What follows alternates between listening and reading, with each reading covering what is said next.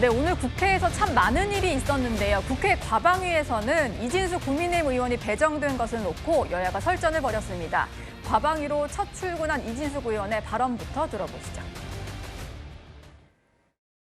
21세기 대한민국에서 과방위 민주당 의원 이름으로 마치 전학온 학생에게 집단 왕따, 집단 괴롭힘을 하듯이 위원으로 자격이 없다는 집단 기자회견을 한 데 대해서 심한 유감을 합니다. 저를 피고발인이라는 이유로 제가 이 자리에 앉을 자격이 없다면 김현 의원 2014년에 세월호 유가족 학살사건에서 고발 고소당한 적이 있습니다. 2014년 세월호 관련한 발언은 명백히 오류입니다. 무죄받은 사안입니다. 그것도 확인 안 하고 명색이 언론인 출신이 사실관계도 확인 안 하고 끼어들지 마십시오. 기본적으로 이진수 의원님은 국회의원으로서 최소한의 회의 진행에 대해서 기본조차도 안 돼 있는 겁니다. 의사진행 30초 하고 있는데 어느 상임위에서 있었는지 확인도 안 하고 시정해야 되고 바로 이런 이유 때문에 이진수 의원은 이 상임위에 있으면 안 된다는 거예요.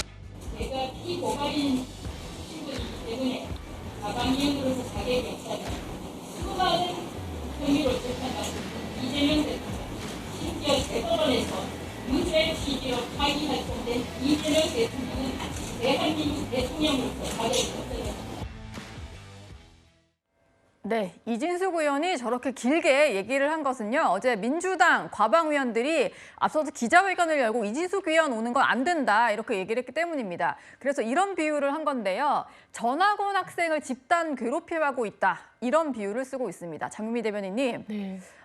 사실 뭐 굳이 오지 말아라 이렇게 반대 기자회견까지 할 필요는 없었던 것 같은데 어떻게 보셨나요? 아마 민주당 문제의식은 그런 것 같아요. 일단 그 방통위원장직을 수행하시면서 여러 일단 그 뭐 피고발도 당하고 이런 부분과 관련해서 그 주된 상임위에서 이 활동을 하시는 게 맞는가. 더 근본적으로는 사실 방통위원장이라는 어떻게 보면 대단히 방송통신과 관련한 업무를 주관하는 그런 부처의 수장으로서 정치적 중립 의무가 매우 중요한데 네. 내심이야 어떤 누구든 왜 정치적인 어떤 호불호가 없겠습니까? 다만 그런 부분과 관련해서 본인이 대단히 명징하게 그리고 또 법원에서 계속해서 이 판결이 나왔지만 2인 체제로 무리한 의결을 했다 보니까 이 연장선상에서 또 관련된 업무를 해야 되는 그리고 피감기관으로서 여러 부처들을 또 들여다봐야 되는 이 문체위에 계시는 것이 과연 맞느냐라는 문제의식을 좀 드러낸 것 같고 거기에 대해서 이진숙 의원 같은 경우에는 뭐 왕따다, 이거는 뭐 차별이다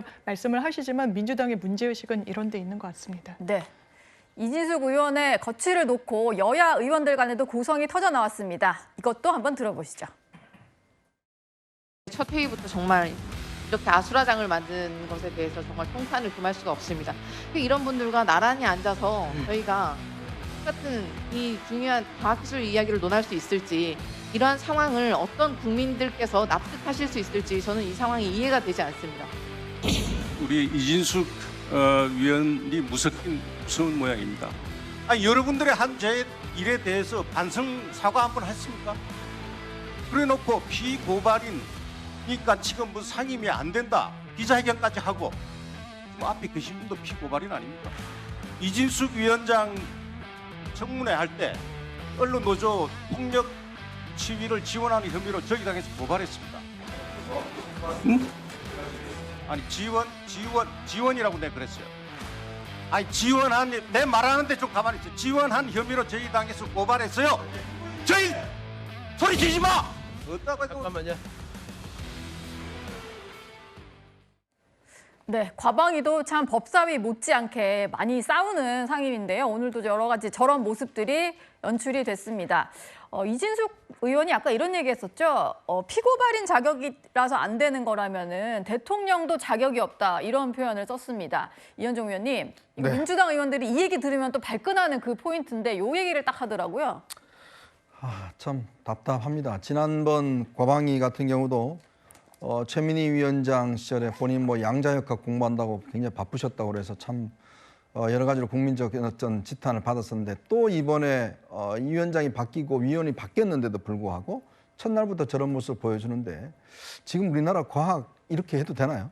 지금 보시면 정말 중국이 엄청난 속도로 지금 발전을 이루고 있습니다. 네. AI 분야라든지 여러 가지 분야에서 지금 뭐 일단 미국을 앞서 나가는 그런 경쟁을 벌이고 있어요. 자, 그러면 이 과방이라는 데가 어떤 데입니까? 과학, 그다음 방송통신, 이 굉장히 중요한 데 아니겠습니까? 이런 것들이. 네. 그럼 그것이 이 논의할 시간에 지금 이 피고라 발언이 어쩌고 저쩌고 지금 아니 지금 국회의원들 중에서 지금 재판받고 있는 사람도 있고 고소 고발된 사람도 있고 다 있는데 왜 한 사람 가지고 그렇게 문제 삼아요? 정말 저는 집권 여당 의원들이 정말 책임감을 가진다면 이렇게 상임위에 쓸데없는 사건으로 목소리 높이면 안 됩니다.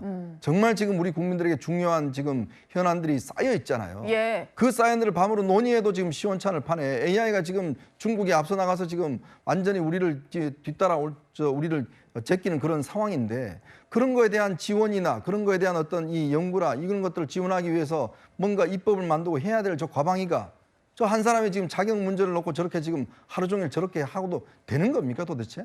우리 국민들 세금으로 저렇게 지금 싸움해도 되는 거예요? 예. 정말 분통이 터집니다. 그러니까 결국 제대로 회의도 못하고 정회를 해버리더라고요. 과학도 포함된 상임위인 것을 제발 좀 기억을 해주셨으면 좋겠습니다. 이 얘기를 좀 다시 짚어보겠습니다. 어제 과방위원들이 이런 기자회견 했습니다. 본인들이 고발을 한 거긴 한데 피고발인 신분이기 때문에 위법 논란의 당사자고 과방위원으로 얼굴 맞대고 볼 수 없다 이런 얘기를 했고요. 이진숙 의원 같은 경우는 뭐 고소고발된 다른 의원들도 꽤 많을 텐데 나를 이렇게 문제 삼을 거면 민주당에서도 최소 수십 명이 자격이 없게 될 거다 이런 얘기를 했습니다. 최진봉 교수님, 근데 저는 뭐 오늘뿐만이 아니라 앞으로 과방위가 뭐 국감도 있을 거고 계속 열릴 텐데 열릴 때마다 저런 모습이 보일 것 같아서 그게 좀 걱정이 돼요. 제가 볼 때는 저런 모습은 계속 보이지는 않을 거고요. 그러니까 본질은 사실은 저건 아니에요. 예를 들어서 고소고발된 문제도 문제가 있죠. 그럼 그런 사람이 자격이 있냐 없냐 이런 논란도 있고 양측에서 다 그렇게 공격을 하니까요. 다만 이제 가장 중요한 문제는 이해관계 충돌이에요. 그러니까 본인이 방통위원장을 하셨고 방통위원장을 하면서 했던 여러 정책들에 대해서 국정감사가 진행될 때 관련된 내용이 나올 가능성이 있어요. 예. 그러면 이제 본인 이해관계 충돌이 되는 거죠. 그래서 이제 민주당이 주장하는 건 윤리심사자문위원회라고 그 위원회에 가서 한번 검토를 받아봤으면 좋겠다. 본인이 정말로 이 안건에 대해서 또는 과방위원으로 일하면서 이해 충돌이 없는 것인지. 왜냐하면 전직 이제 방통위원장이니까 본인이 만든 제안, 뭐 만들어놓은 제도라든지 아니면 정책 이런 부분들에 대해서 국정감사를 해서 또 검증이 되지 않겠어요. 그랬을 경우에 이제 본인이 만든 걸 본인이 이제 검증해야 되는 상황이 되니까 그 얘기가 주예요, 사실은. 그러니까 뭐 고소고발된 문제, 그 문제는 정치적으로 양쪽 다 그렇게 할 수 있다고 봅니다. 그러나 그거 문제가 돼가지고 위원을 못하고 이러진 않아요. 그건 예. 전혀 아니라고 보고요. 네. 다만 이해관계 충돌 문제는 이건 한번 저는 윤리심사자문위원회 검토를 받아보면 좋겠어요. 본인도 그게 그리고 나서 오면 떳떳하지 않겠어요? 네. 근데 뭐 국회에서 봤을 때 좀 문제가 있다고 생각하면 회피하든지 아니면 상임위로 옮기는 방안도 고민해보는 거 필요하지 않을까 그렇게 생각합니다. 네. 방통위원장을 했기 때문에 이해 충돌 논란이 있어서 이 점은 좀 클리어하고 오는 게 좋겠다 이런 말씀이셨습니다. 김정겸 의원은요. 전반기 과방위원장이었던 최민희 의원을 소환했는데요. 그 목소리도 들어보시죠. 전반기 이 야당 과방위 위원은 세계 3대 극한 직업 중에 하나였지 않나 이렇게 생각이 듭니다. 위원장께서는 야당 위원이 발언이 끝날 때마다 품평회를 하시고 또 물타기를 하시고 여러 가지 모욕도 주고 막말도 하시고 그랬던 기억입니다. 저기요, 이진숙 내정자 인사하시죠. 제가 인사하려고 했는데 인사를 안 하고 돌아셔서 가시니까 벌 좀 하잖아요. 그렇게 하시면 안 돼요. 저하고 싸우려고 하시면. 사내에서 일어난 일에 정치보복이라는 단어를 쓰는 것은 후보자의 뇌구조에 문제가 있다고 저는 생각합니다. 이상. 저의 뇌 구조에 대해서 말씀하신 부분에 대해서 사과를 원합니다. 왜요? 뇌구조가 이상하다고 생각한다는 게 뇌구조가 다행히 지금 우리 송기현 위원장님은 기대가 크고요. 다른 건 다 좋으신데 전임 위원장하고 비교하는 말씀 안 하시는 게 좋을 것 같아요. 네, 민주당 소속 송기현 위원장도 조금 어색했는지 전임 위원장과 비교하지 말아라 이렇게 얘기를 하네요.